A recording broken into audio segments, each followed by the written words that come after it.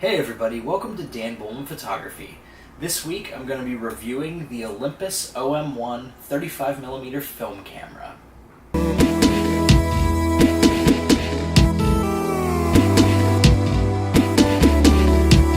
So the Olympus OM-1 is a really great option if you're looking for a good budget 35mm SLR camera. They're very compact in comparison to some of the other film SLRs of the time, although they're not as compact as rangefinders, and it's very rugged while still being light. So a little bit of background about the camera. Olympus released this camera in 1972. It was originally called the M1, but obviously since Leica had an M1 camera, they complained about this, and Olympus was forced to change the model name to OM1. So what's cool about this camera is, in comparison to contemporary Canon, Nikon, and Pentax cameras, it's very light. Cameras like the Nikon F, Nikon F2, Canon F1, they're very bulky, very heavy cameras. They're very rugged and great cameras, but this camera is a lot more portable. And it's fairly cheap today on the used market in comparison to something like a Nikon F3. So it is a good option if you're looking to get a pretty solid 35mm film camera that's not going to break your budget or your back. So now I'm just going to go over some basic controls of the camera, and then I will show you some sample images that I've taken with this camera. Okay, so now I'm going to go over some of the controls on the Olympus OM-1.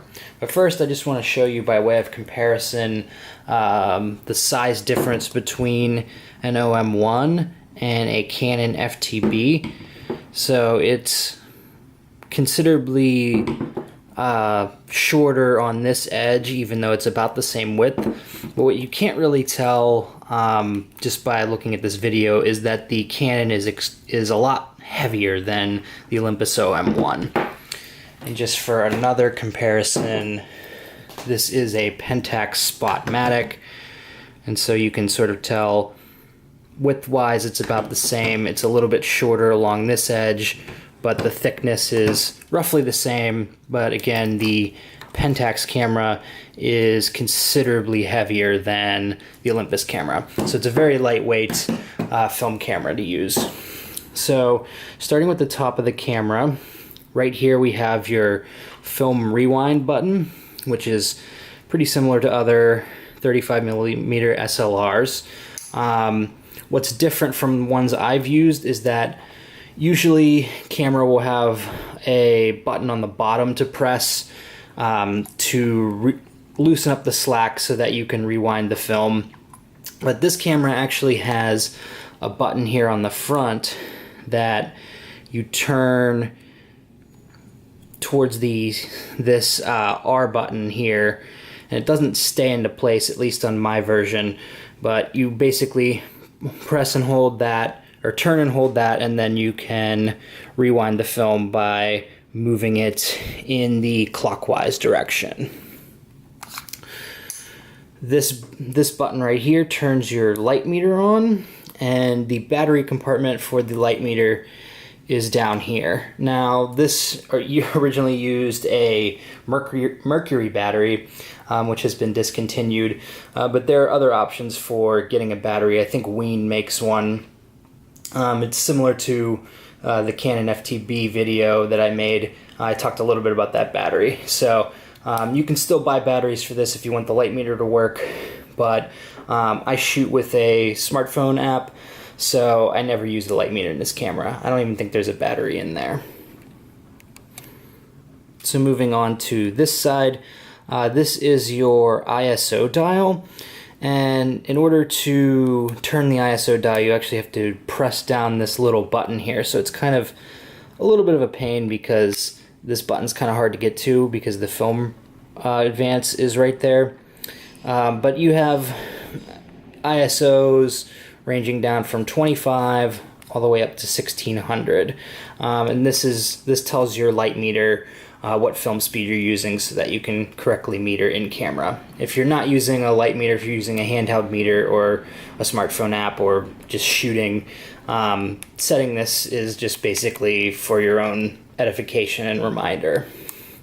Right here you have your film advance, which after you press the shutter, you can just advance to the next frame.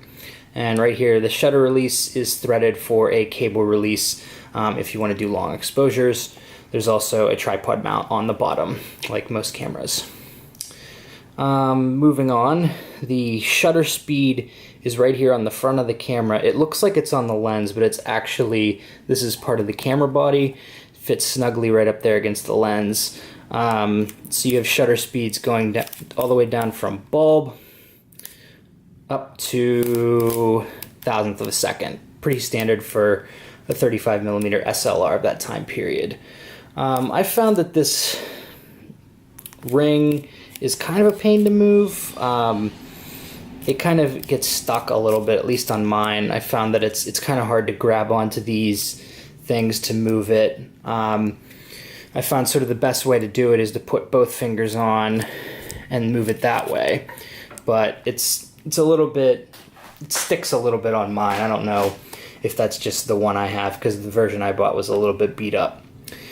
But anyhow, on the lens, this is your focus, and this moves very smoothly. You have your distance scale right here. It's in meters and in feet, so it goes down to, you can focus as close as 0.45 meters all the way to infinity. So yeah, pretty standard. This is the 50mm f1.8 Zuiko lens, and this camera takes the OM lens mount, so you can take the lenses off and put on any Olympus OM lens. And the 50mm f1.8 Zuiko, it's a really solid lens. I can't recommend it enough. Moving on, the aperture ring is right here in the front. Like I said, this one goes from f1.8 all the way up to f16, or stops down all the way to f16. And one thing I really hate is this lens cap. This is probably the shittiest piece of shit lens cap I've ever seen.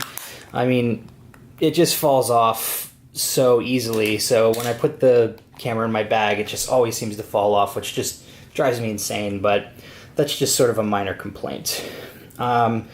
So moving on, to remove the lens from the body, there are two buttons on each side of the lens, and you just press those down and turn it counterclockwise to remove the lens. Then to put it on, you just line up the red dot on the lens with the red dot here on the body, press the two buttons down, and then just turn it until it lines up with this red line here. And this button actually here is a depth of field preview. So when you're focusing with this camera, the lens is always going to be wide open to f1.8 so that you can see well enough while you're focusing. And then when you press the shutter, the lens stops down to whatever aperture you have it set at. So in order to get an accurate depth of field before you take the shot, you can press this button down to get a preview. On this side, you have your flash sync port, and there are two different types of flash ports you can use, and it's set to X or FP, and you just twist this. There's a little, I don't know if you can see it, but there's a little line that lines up with each of those. And the top of the camera actually has a mount that you can screw a hot shoe onto. I don't think I have the hot shoe with mine. I think it's supposed to come standard, but I bought this on eBay, so it's a little bit banged up and I don't have all the pieces. So right here is where your self-timer should be. Now mine is bashed up a bit and broken, but normally this would be covered up and this piece here would be longer, and you could pull this for a self-timer.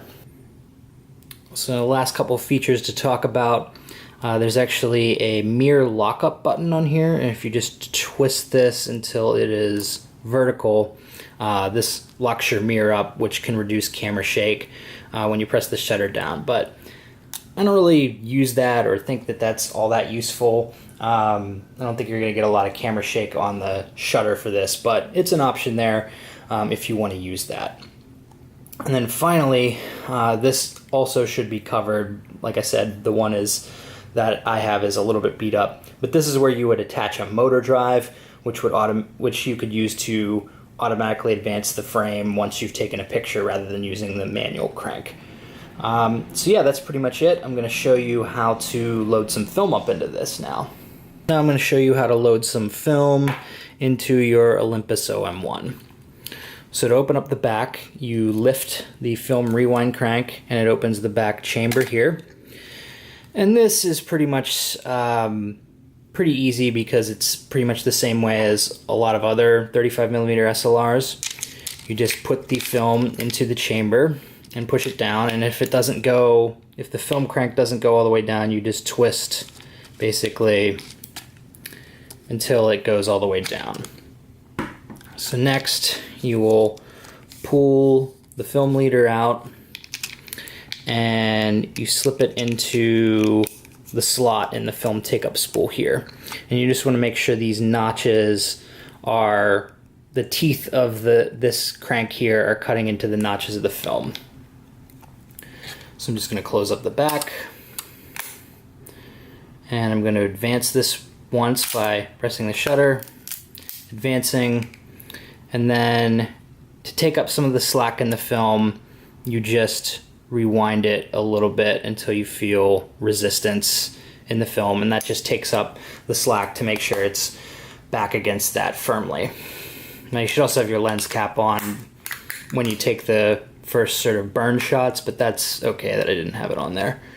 So I'm just going to press the shutter, advance, and there is a frame counter here at the top, and you just want to go until this dot is at 1. So now we're at 1 and we're ready to shoot with the Olympus OM-1 camera.